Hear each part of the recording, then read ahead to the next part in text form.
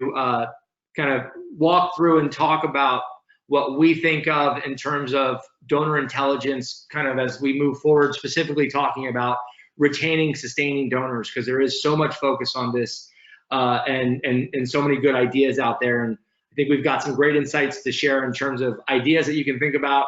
And then also a really great case study that we're going to be having Andrew George walk through during our time today.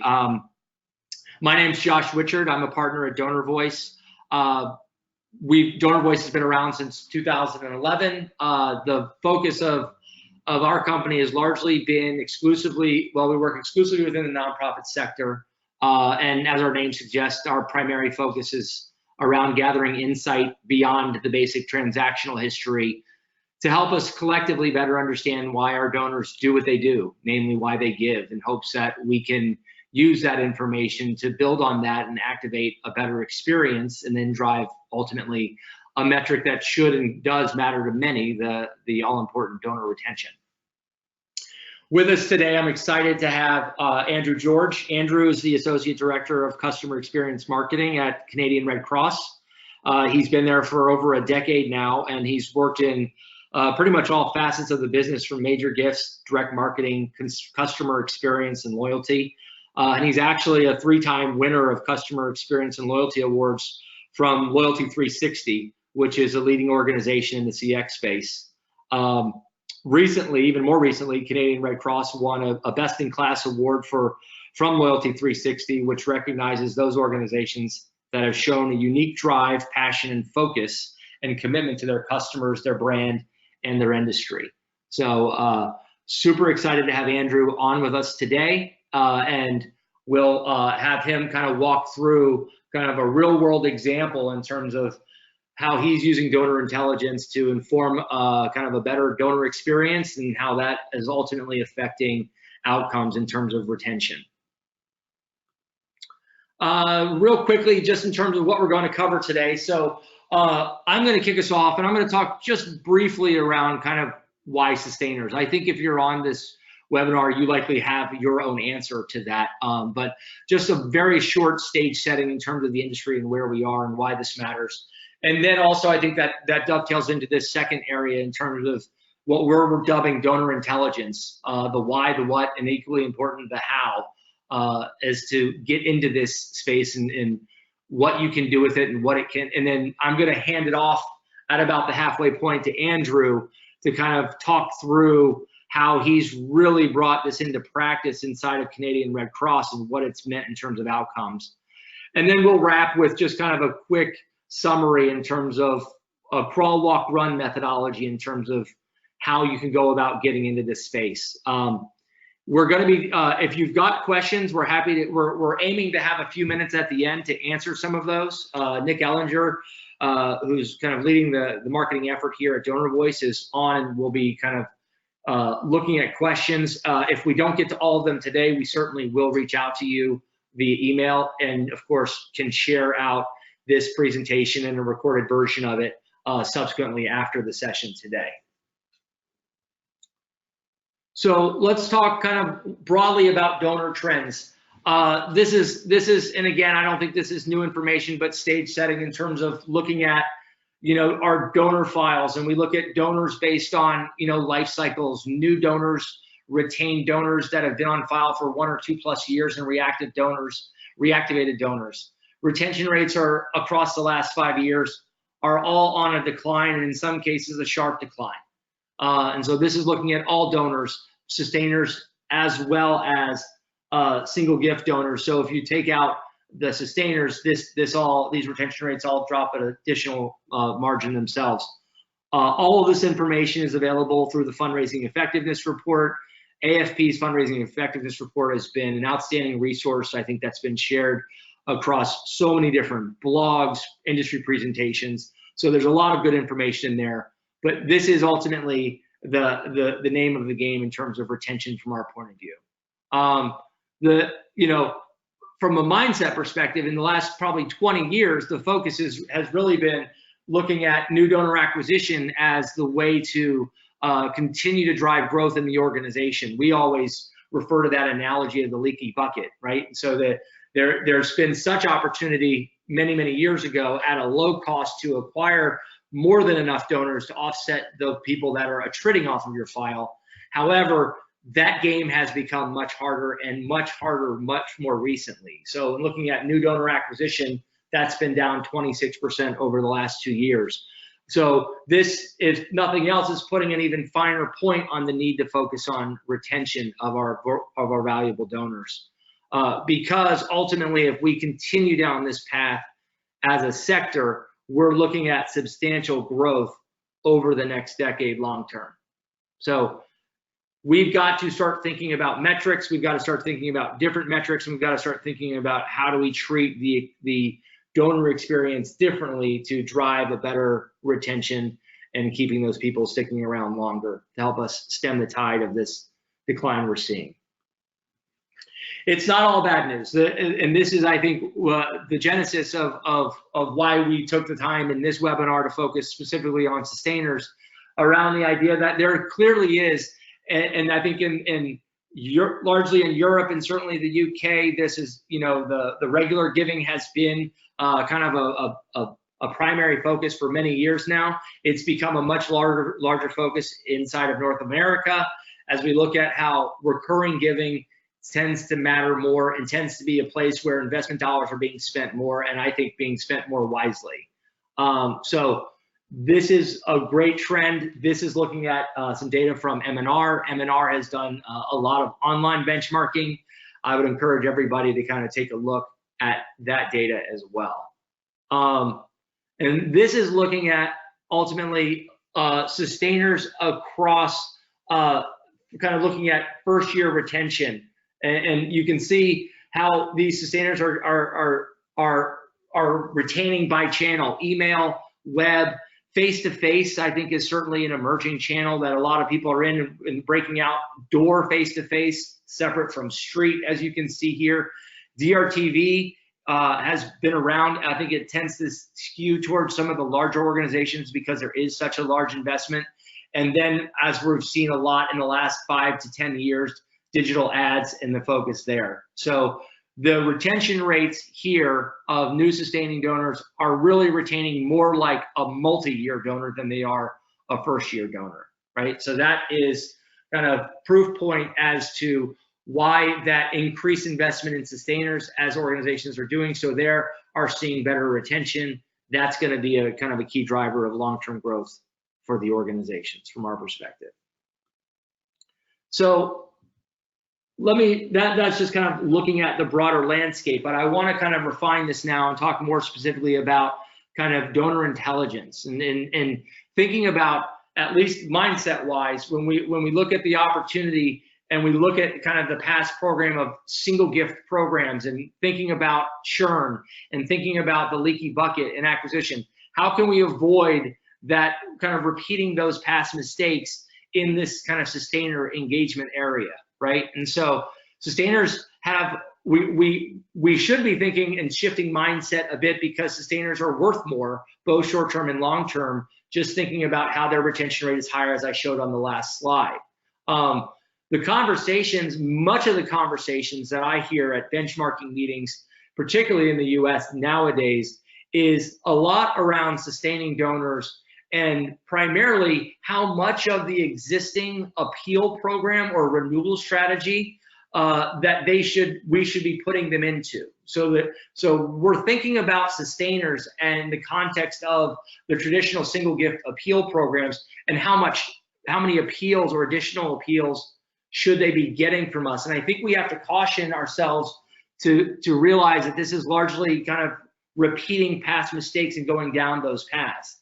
Instead of just thinking about how many additional appeals or solicitations or direct mail pieces or emails we're going to send, what we want to start kind of framing up here is the idea of thinking differently about engagement and stewardship of these audiences.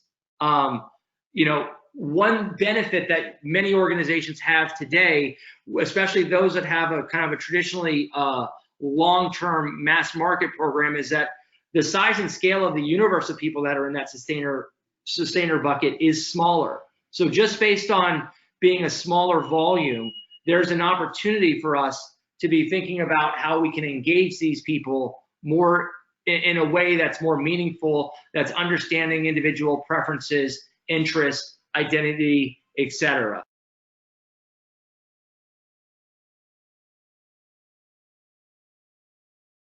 So how do we go about doing that? Step one here is simply asking for feedback. And I share these examples from kind of the commercial world because so many people, consumers, donors in particular, are comparing, and they're for better or for worse, they're comparing you to their consumer experience, and they're expecting a similar level of service, of interaction, right? So as a consumer, think about your last trip, right? The plane ride, the rental car, the hotel that you stayed at. There's a lot of opportunity and effort in which they're making a concerted effort to reach out and ask you about your experience. So asking as a consumer, receiving surveys and being asked for feedback about my experience has become the norm, right? And the aim here is that, and clearly we're seeing that this has high value as organizations are spending more money, especially in the commercial sector, on customer experience. And companies like Loyalty 360, as I cited in talking about introducing Andrew, is that this is an opportunity for us to create engagement. And when you get really good at engagement, you start thinking about the types of things that we're asking about. So we do not want to, surveys are not something that's new, but asking surveys in a short and purposeful way tied to an interaction should be the focus. When we look at Amazon, Amazon is not just asking you broadly about your experience because they know that there's so many pieces to that experience. How was the website experience? Did you find what you were looking for? How was the checkout experience? And then how was the delivery experience, right? And delivery is not just simply that it came in 2 days or less, although that's important, but it's also the packaging that it comes in.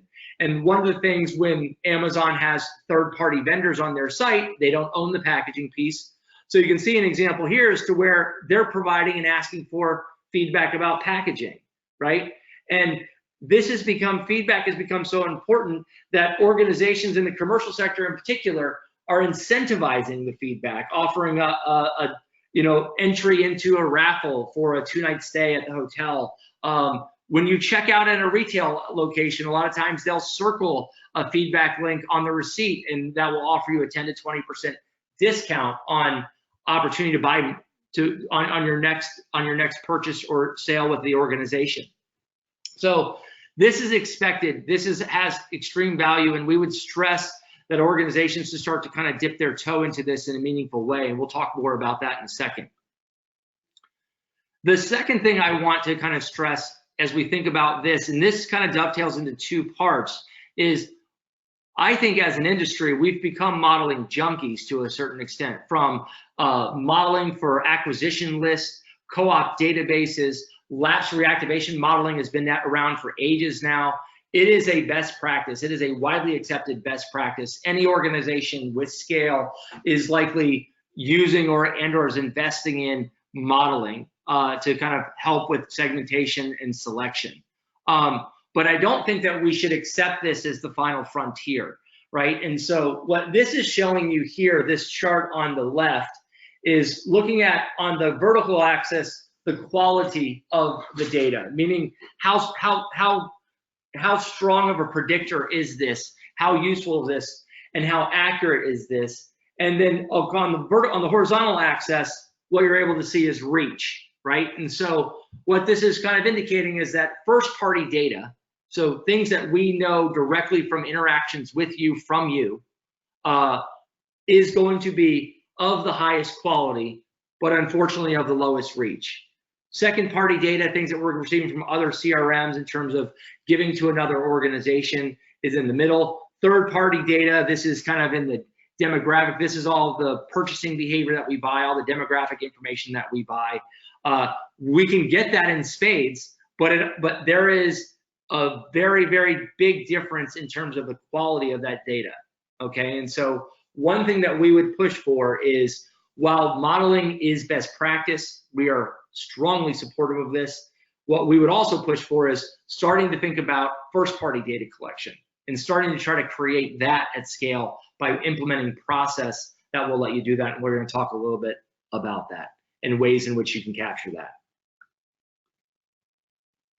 So here's where do you ask? You know, and we talked about face-to-face as an example. You know, we're having a personal conversation on the street with a tablet. We can collect information about your preference or your identity or your reason why you're giving or your commitment level right at point of sign up. We can capture that on 100% of people. We can also ask for kind of post sign up, send surveys asking about their satisfaction with the experience and understanding if people are clear in terms of that they signed up to become a monthly sustainer as opposed to a one-time ask. But let's get even more practical into simple places.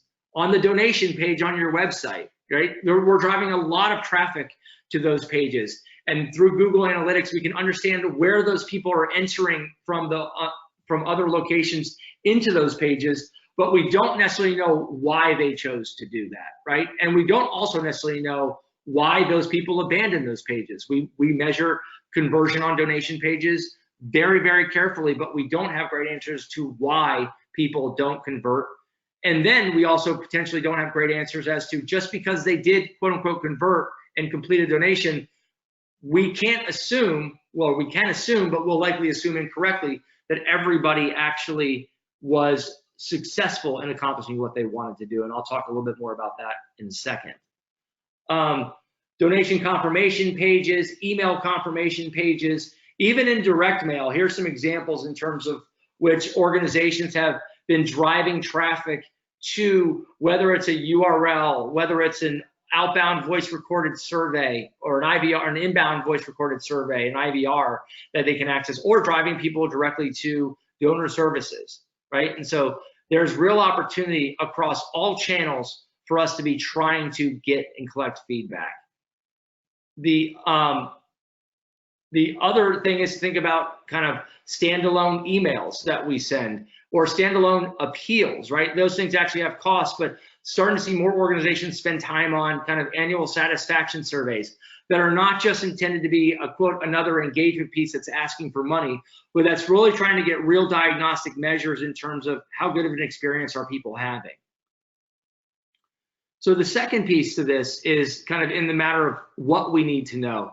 This is where I think we should be rethinking what we've been doing in terms of quote unquote surveys in the nonprofit sector for the last decade or so, is really trying to get at tying the surveys to the interaction. So as we showed on the previous slide, doing it across all channels is possible. Some are easier than others, I will admit, but all of these are worth investing in. What I would say is when you're in a specific channel, we want to tie these things to a specific interaction. So in this instance, here's an example of looking at in a survey that we're putting on essentially as a pop-up or a light box when people abandon a donation page, right?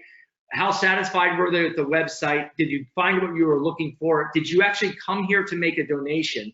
And is there anything that you'd like to share? So what we're aiming at is actionable information, short and purposeful. This is when you can imagine if people are abandoning a page, they are likely not interested in investing 5 minutes of their time. So we're asking essentially 3 questions for them to answer so that we can just try to understand why people are doing what they do, okay? And so as we think about this, when you think about customer or donor experience, I would offer up 3 measures in terms of success, effort, and emotion. So one thing that we're trying to measure here is success. Did they achieve what they set out to do? The second thing we're trying to understand is effort. Everyone's looking for the opportunities to reduce friction, whether it's on Amazon by one-click checkout or you in terms of making donations and having the options to toggle back and forth on a single page, whether or not you want to make it monthly or a single gift or make a gift in honor or memory of a loved one. But ultimately, effort, as you can imagine, is likely, and think about your own consumer life. If this was hard for me to do, it's probably going to impact the likelihood that I'm going to do it again. And then third, the emotion, right? And so how they felt about their experience. That is also a very kind of key indicator of whether or not they're going to do this again. So when you think about this, we would put this in the category, the feedback that you collect, you can use on two levels. The first one is an easy opportunity in which you don't have to implement significant process to be able to act on this, okay? This is simply about asking for feedback and then looking at the trends and the responses that you're getting. Diagnostically, how are people rating their experience in terms of did they find what they were looking for, or their satisfaction with the website, or their satisfaction with the donate page? And then those people in the open end are very likely to tell you where they are hitting pain points, right? Why do you have a salutation field that's a required field? I never thought to check Mr., Mrs., or other or anything on that page. I would love for you to have PayPal as a giving option. These are things that you don't actually have to respond to. The second one, this is now going to start to get us into this opportunity to start thinking about stewardship and engagement differently. So this is about kind of meeting, and in cases where we can, exceeding people's individual needs or preferences, right? And so people had a complaint about the receipt. They got a receipt, but it printed out on 5 pages, and they're going to dutifully file this away for tax time in the next year. But also thinking about kind of cross-sell, upsell. How do we think about converting single gift donors to monthly sustainers? So as we kind of look at this and we think about measuring this, is that we can bucket the feedback into kind of these 4 subgroups. So we can look at highly satisfied versus low satisfaction. And then as part of this 2x2 on the vertical side in the columns, you'll see high commitment versus low commitment. And that commitment is our kind of attitudinal measure of intent, their motive or intent to maintain a relationship going forward. So what we would offer up is that not everyone requires individual follow-up, right? People that were highly satisfied but are low commitment, an auto-generated email that's being sent through a simple platform, that might be plenty sufficient. But there's an opportunity here, and those people that just had a great experience, that are highly satisfied, and equally important, that are highly committed to the organization, let's not wait until the welcome series at the 3rd touch point has us asking those people if they want to become a monthly sustainer. Let's take advantage of that feedback now. Let's do the outreach to those people now and actually cross-sell, upsell them, and move them into sustainer. Because those are the people, the best time to ask people for something is right after they had a great experience and right when you're top of mind.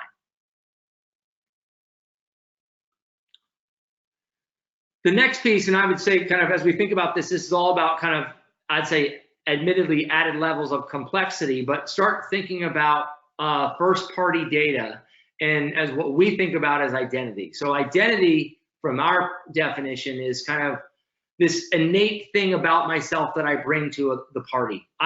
We all individually have many identities. I have my professional identity. I have my parent identity as the father of 2 daughters. I have my sports identity. In some cases, that actually merges with my parent identity when I'm standing on the sidelines watching my kids play soccer or basketball or what have you, right? But what we want to understand is what's the identity that they're bringing to the party when they think about their interaction and why they're giving to you. So as a faith-based organization, it might be my religious identity.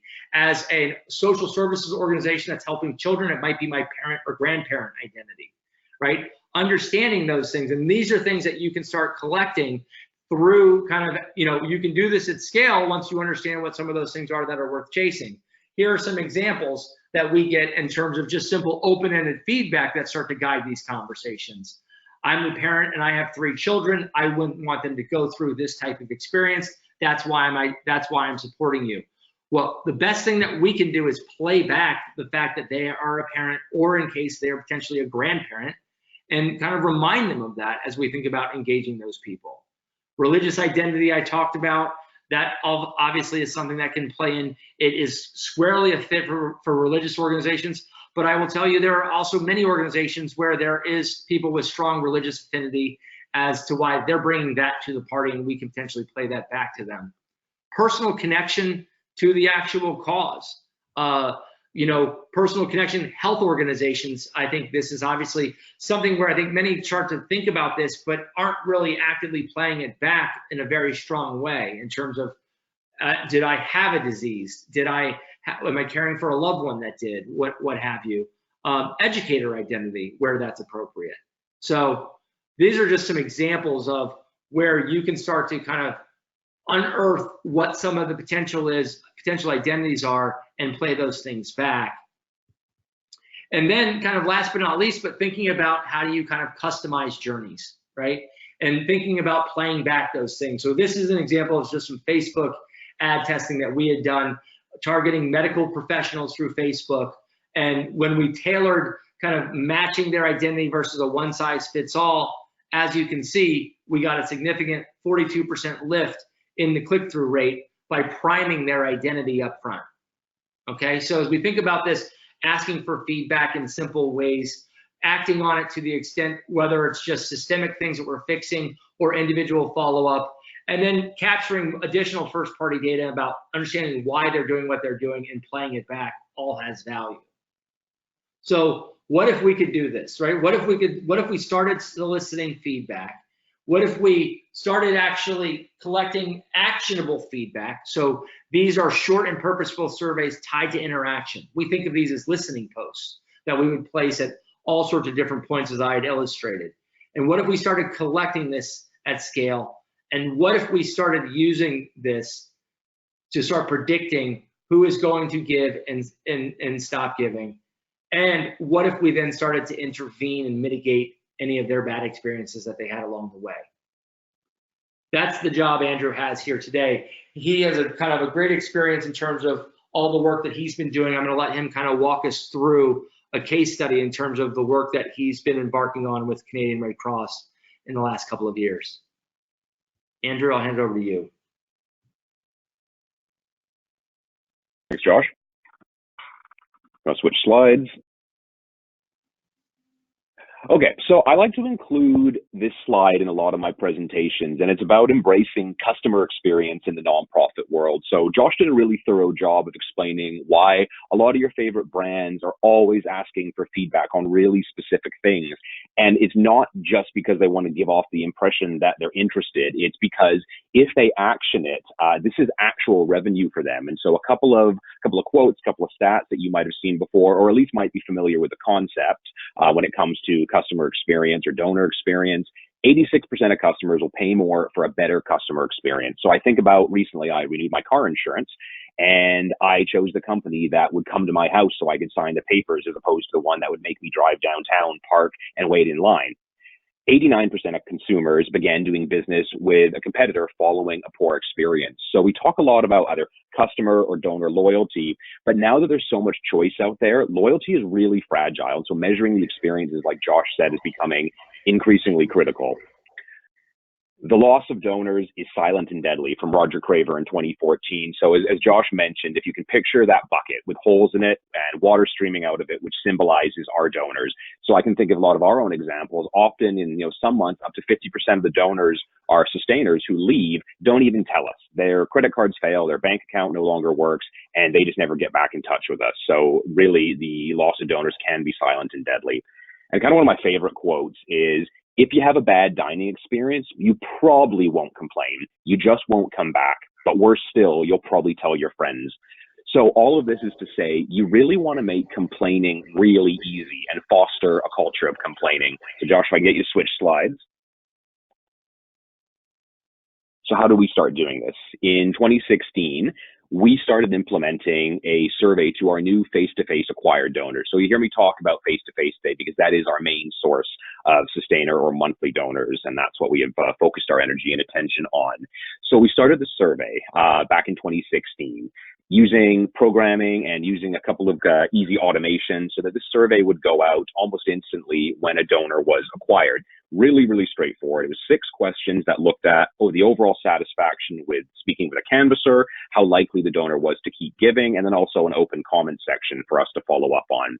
So some of the immediate benefits included fast personal follow-up from our donor experience team. So once those comments or complaints or inquiries started to come in, our donor experience team would action them really quickly and get back to those donors.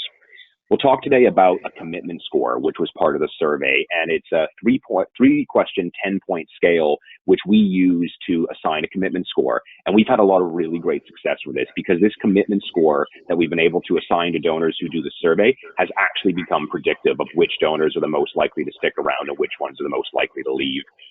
And then lastly, my favorite is the instant canvasser evaluation data. So if in your shops you're running face-to-face, you'll have canvassers, most of the time canvassers from a paid agency. And I call them the X factor because you can't actually, for the most part, follow them around and see what kind of experience they're giving to your donors or potential donors. So now with this survey, we're actually getting a really clear picture of what those experiences actually look like. And just before switching to the next slide, I just want to mention that everything I'm going to show you today all started with a 6-question donor survey. Next slide, please, Josh. Some of the key performance indicators that we keep track of, mostly on a monthly basis, just to see if we're moving the needle. So that donor commitment score. So as you can see on the top left, the score is at a 10. We're roughly at a 6.5, and this score is going to be different for every organization. If you're an advocacy organization, you're very likely going to have an average score more in the 7 to 8 range, but we found kind of in that 6.3 range is where we were. So we always want to be above that. So fortunately, we're just a tick above that now. The satisfaction score, which is also a question on the survey with the actual experience of signing up, at a 5. This score you want to be as close to 5 as possible. You can imagine if your donors aren't having really good experiences with your canvassers and they're giving you low satisfaction scores, you're probably not going to keep those donors very long. So commitment coverage, and Josh referred to collecting that primary first data. So roughly for us, about 16% of all of our face-to-face monthly donors have a commitment score attached to them, whereas we have about a 12% response rate to our surveys. And if you're wondering why those two scores don't add up to the same score, it's because one of our acquiring sources actually asks those 3 commitment questions at the time of sign up. So they have a near 100% commitment score, whereas the other vendors that we have are quite a bit lower than that. Next slide, please, Josh.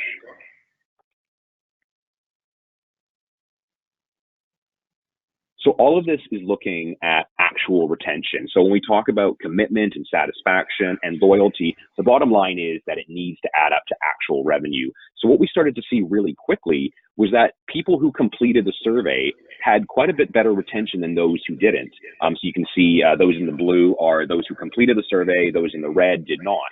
And so you might be wondering if maybe people who completed the survey were just better, happy donors. And that might be the case sometimes, but we found a lot of donors who were completing the surveys who actually had complaints that were still long-term donors because we were actually able to action those complaints and those inquiries.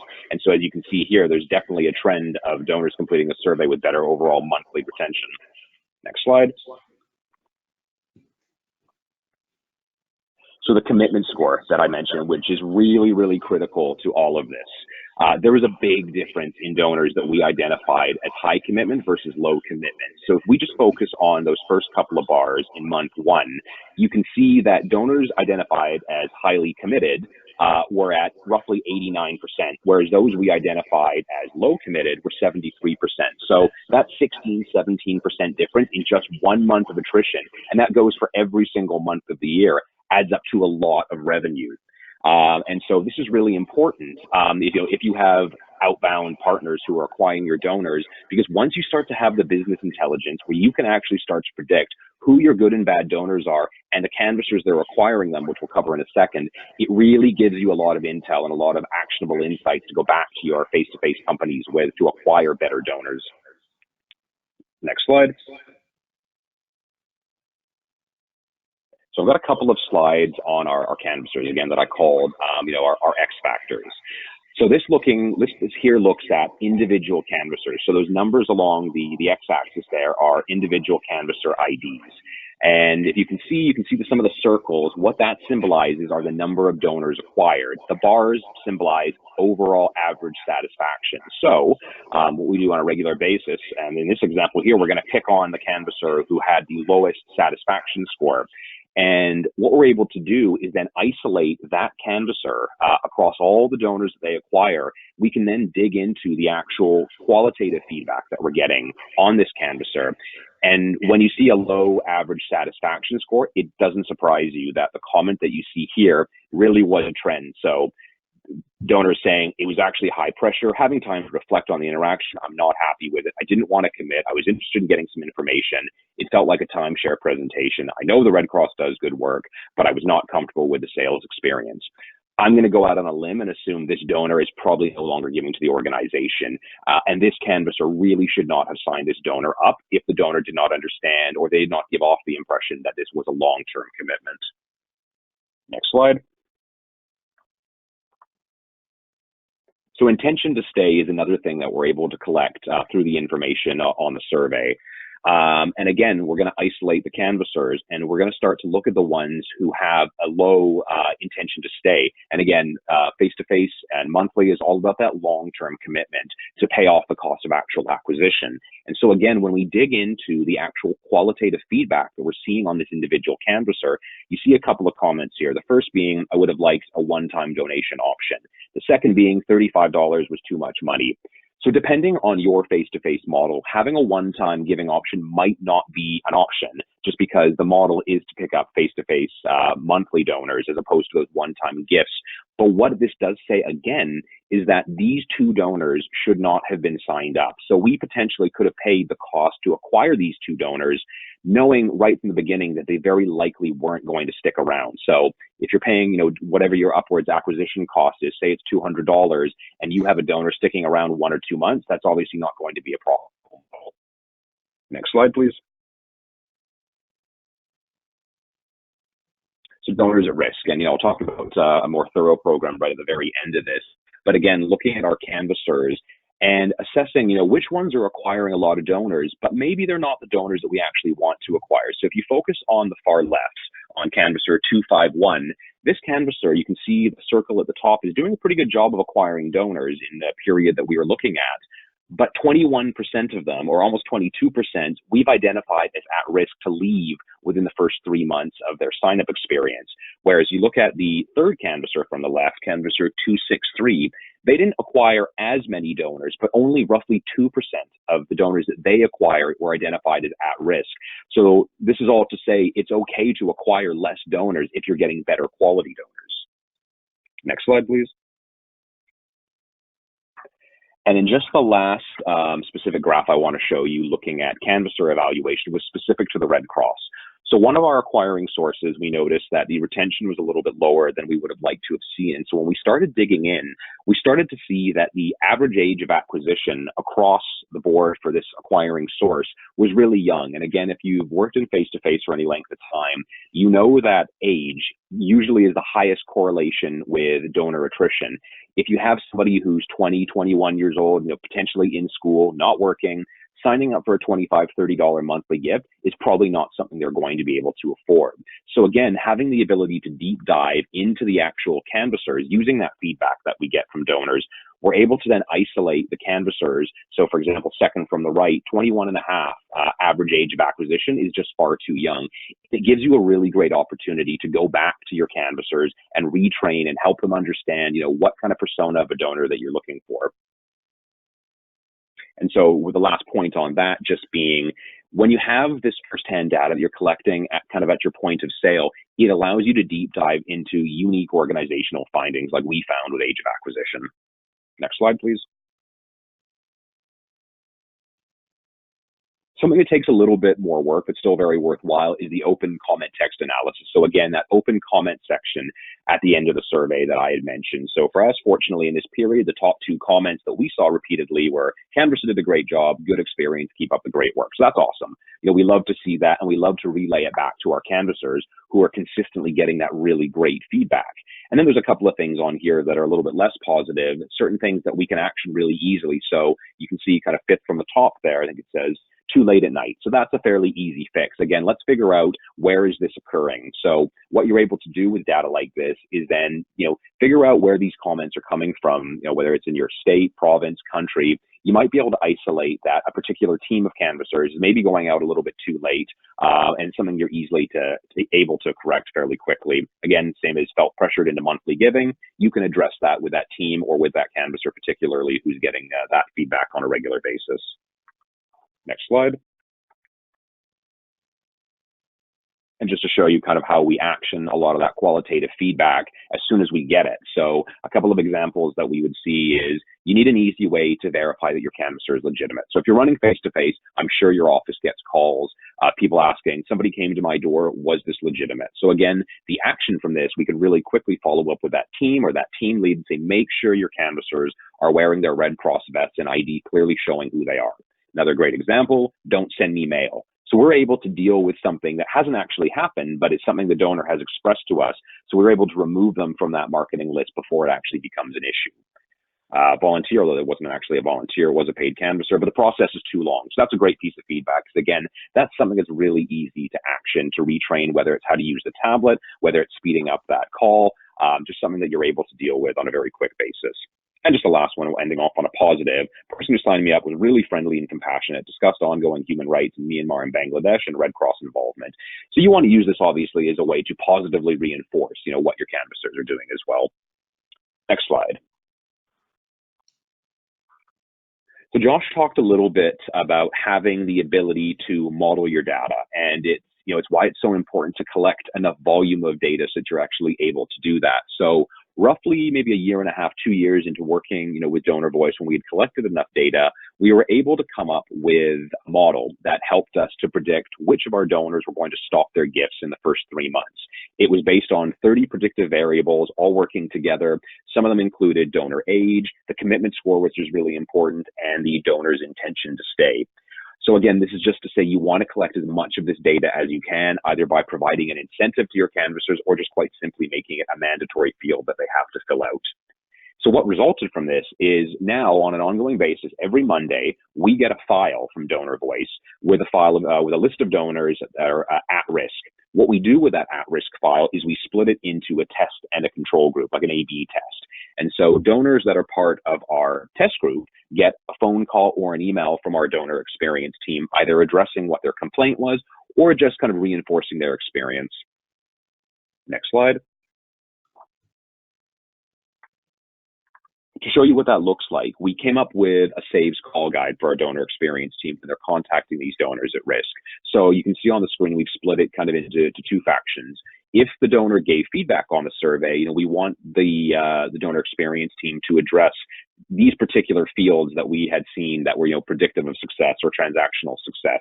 But of course, that's only roughly 16% of our donors, as you saw with that commitment coverage score at the very beginning of my slides.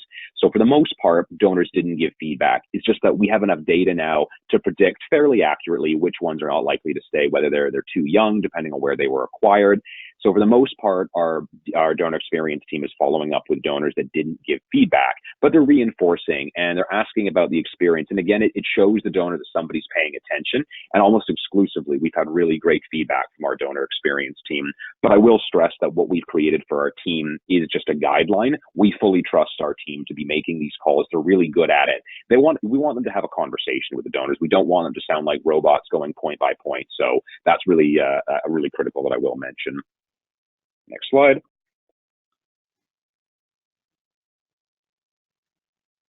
And just something that I want to leave off on, of course, are the results from this initiative. So if you've ever heard Kevin Schulman from Donor Voice speak, he'll talk about the infinite possibilities of engaging with your donors, different journeys, different touch points, but trying to actually identify the ones that actually move the needle in a positive way. So we were really pleased with the results that we saw from our outbound donor intervention, as I like to call it, results to these at-risk donors.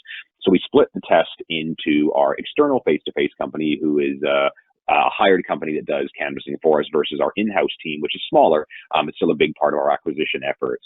So you can see on the top there, we had cut retention within 3 months for that outbound team from 13% down to 10.5. So it was small, but still a nice positive effect from these calls. Whereas with our in-house team, we almost cut retention directly in half. So it was a relatively small sample size just based on the number of acquisitions, but it was a really great proof of concept. So just the concept I want to leave off on is collecting that primary first-person data at the point of sale, and then using that to create your engagement efforts, and then seeing what sticks. Thanks very much. Thanks, Andrew. I want to stick here just for a quick second and answer, just to have you answer just a couple of questions that have come in as we've kind of talked here. One is, and I think you answered on this slide, they were asking about the canvassers, whether they're employees or if it's an external partner. And it sounds like you have a mix of both. Is there any kind of insight that you can share about the difference in the deployment of this internally versus working with a third-party vendor? Well, I would say what the great thing about our in-house team is that we can test whatever we want to test. We have direct access to these canvassers, depending on which office, across Canada you work. And I'm very fortunate that I work in the Vancouver office, and our in-house team, for the most part, is working from that office. So having the ability to chat with them and explain just how important it is to get donors to fill out the survey, to either do it on the spot or do it by email. Whereas with some of the companies we hire, we obviously don't have that same direct access. So we certainly provide feedback, but not having that direct access, changes are a little bit slower to implement. Okay. And then the second one is just kind of wanting to explore the kind of the donor services function. You on one of the previous slides, the you kind of highlight what the kind of the feedback was, and then what you had labeled as like under a section for CRC action. Is the donor services team 100% in-house? What's that interaction like? Is it versus third party? Anything along those lines? Sure. So we're very fortunate that we have a very well-trained in-house donor experience team. And when we started this initiative, we did try it with a third-party a call center, and the results weren't as good. And it was just simply because the employees that weren't Red Cross employees didn't know the organizations as well, and they weren't able to handle objections as well as our in-house team. So since switching to our in-house team, we've seen really great results. So like I said, we're very fortunate that we have a few key members who do these calls or emails every single day. Just ballpark, about how big is that staff? I think we have about 6 or 7 full-time staff, and if I'm correct, 4 of them participate in calls and emails. Great. Okay. And I'll mention one other thing too. When we started this, I spoke to our donor experience lead. I said, how many calls or emails do you guys think you can handle? Because if we're sending you 500 records, I know realistically on top of everything else you're already doing, like receipt inquiries or marketing requests, I just need to know ballpark, how many you think you can handle. And that's how we split that out on a weekly basis. We had to make it realistic and attainable as well. Yep. Makes sense. Terrific. Okay. Thank you. So just kind of wrapping this up in the last few minutes is, in terms of, the way that we think about this is kind of framing this is kind of taking your first steps. Many people in the organization or on the webinar today may not be doing any of this. So what's the starting point? What can you do first? And, where and how to start and what do I do next is always kind of the initial question or kind of thought. And so wanted to leave you with just kind of a crawl, walk, run framework to be thinking about as it relates to this. So kind of phase one, kind of in that crawl phase, is just simply start asking. What we would say is kind of 2 things about asking is, one is pick the spots where there's, I say low effort and or high volume, right? So post online donation for some big organizations always seems to be an area of low-hanging fruit. They get a lot of online donations, and to create just a simple hyperlink that you can put on the confirmation page after they've donated, so that you're not having any negative effect on the conversion from the donation page. So after they've already hit submit and land on that confirmation page, or even in the email follow-up that goes out, it's a great place to ask. It's not going to affect anything in terms of conversion or revenue. And you can get very useful feedback. The second thing I would say about asking is to really make these things short and purposeful. Surveys have kind of morphed over the years from starting with the intent of collecting feedback to then becoming a great way to kind of create more donations, right? Kind of as an engagement device or a bounce back in the kind of the direct mail framework or mindset. So I would say tie these things, make them short and purposeful, and tie them specifically to an interaction that they've just had as a starting point. The second piece is to start acting, right? And acting on the feedback is kind of twofold. As Andrew showed, there is an enormous value in actually doing follow-up and outreach to people. But there's also value in thinking about just fixing systematic pain points. Also, as Andrew kind of highlighted, when he shows that there's feedback around kind of that the canvassing is happening at the door too late, right? And it's like that's thing in the platform where they're able to look at it and they can understand exactly who the canvasser was, when the signups were happening, and start to kind of just think about, you know, is our turf time actually kind of appropriate from our starting point to our end point from, you know, from the donor's point of view, right? So systematic things, as I mentioned previously and going through my slides in terms of your donation pages, simple things in terms of why people do what they do. There's a lot of low-hanging fruit that you're going to uncover from the donor feedback. And then the second part of acting is just simply starting to kind of bucket off some of you. Maybe you don't have a 6 or 7 person in-house donor services team like Andrew, but you certainly can take some of this feedback and look at some of these records. Maybe you're just going to start with the people that have a high value based on past giving to the organization and just outreach it to those, or the obvious simple fixes and doing an outreach to those. We've worked with organizations that had a major receipting problem they didn't even know about post-donation, and they kind of ultimately ended up sending out, they ended up fixing it and then sending out new receipts to those people that complained after the fact, or organizations that had a lot of people asking about PayPal. Once they got PayPal in place, because it wasn't something they could just flip a switch and turn on, once they got PayPal in place, they sent an email follow-up to those people and let them know, hey, thanks to people like you and your feedback, we've added PayPal as a giving option here, right? So very simple ways to engage. And then kind of the third phase is really what I think Andrew has, and this has been an endeavor that I think Andrew's been on for at least a year, probably 2 years plus, if you really go back to when they started internal conversations around scaling feedback across channels, asking about identity, asking about our preference, intent, and tailoring things to that experience, as I kind of showed in one of our examples here.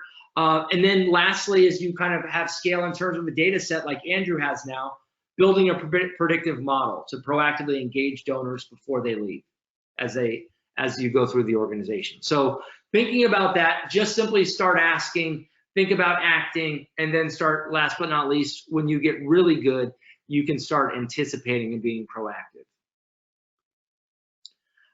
I think that about covers us for the day, and I think we're up on time. I tried to capture some of the questions as we went through. We will share out any other feedback and questions, and we will have a recorded version of this, which will come out after the fact that you all be receiving via email. Wanted to, last but not least, first, Andrew, thank you very much for your willing to participate, but also just willingness to share some kind of inside baseball about kind of the inner workings of your program. And this has been very helpful. If you have questions for Andrew, his email address, my email address are all here on the PowerPoint slide. And again, these will be shared out. We greatly appreciate everybody's time. And with that, that concludes the webinar. So thanks to everyone and have a great rest of your day.